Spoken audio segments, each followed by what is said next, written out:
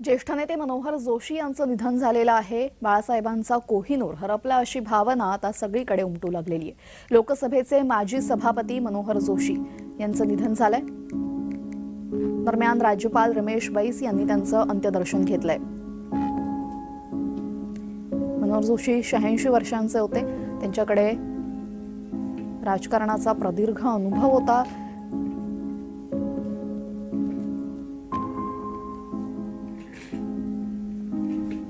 राज्यपाल रमेश बैस यांनी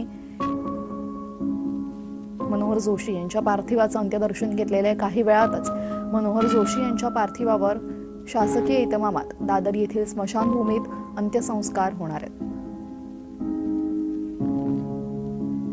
त्यांच्यासह मुख्यमंत्री एकनाथ शिंदे यांनीही मनोहर जोशी यांच्या पार्थिवाचं अंत्यदर्शन घेतलं। एक संयमी नेता आपल्यातून गेला, अभ्यासू आणि शिस्तबद्ध अशी त्यांची ओळख होती।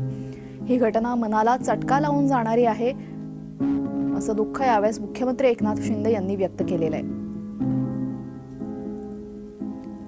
मुख्यमंत्री पदाची शपथ घेतल्यानंतर मनोहर जोशी यांची भेट मुख्यमंत्री एकनाथ शिंदे यांनी घेतली होती। शिवसेनेतील ज्येष्ठ नेता, राजकारणाचा प्रदीर्घ असा अनुभव त्यांच्या जोडीला होता।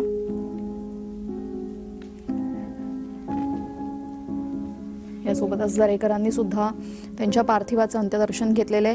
राजकारणातील अनेक मातब्बर नेते इथे त्यांच्या पार्थिवाच्या अंत्यदर्शनासाठी आले होते। उपमुख्यमंत्री देवेंद्र फडणवीस यांनीही शोक व्यक्त केलाय।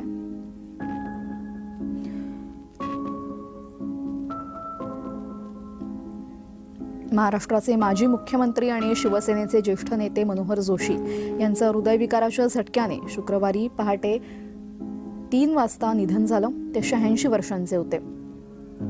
मनोहर जोशी यांना याआधी सुद्धा हिंदुजा रुग्णालयात दाखल करण्यात आलं होतं। ब्रेन हॅमरेजचा त्रास त्यांना झाला होता। त्यानंतर त्यांची प्रकृती स्थिर झाली, त्यांना घरी नेण्यात आलं। मात्र आता त्यांचं निधन झालंय।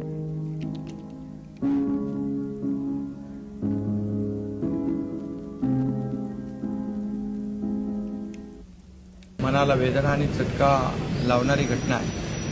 खरं म्हणजे मला काल समजल्यानंतर मी आज तिच्या सकाळी हॉस्पिटलमध्ये बघायला जाणार होतो, परंतु दुर्दैवाने ती वेळ आली नाही आणि सकाळीच एक दुःखद बातमी मनोहर जोशी सर जाण्याची आली। हे आमच्या सर्व परिवारासाठी एक दुःखद आणि वेदनादायी आहे। शिवसेना प्रमुखांच्या सोबत गेली अनेक वर्ष त्यांनी काम केलं आणि महाराष्ट्राचा आवाज दिल्लीच्या तख्तापर्यंत पोहोचवला। असे माननीय प्राध्यापक मनोहर जोशी साहेबांचं दुःखद निधन झालंय।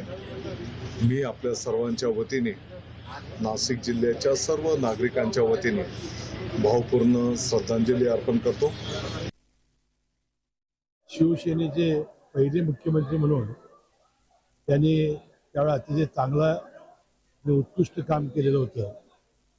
नंतर ते लोकसभेचे अध्यक्षही झालेले होते, तिथेही त्यांनी अतिशय उत्कृष्ट काम केलेलं होतं। अशा एका महान राजकारणी नेत्याचा आज दुःखद निधन झालं। याबद्दल मनपूर्वक मी त्यांना श्रद्धांजली वाहतो।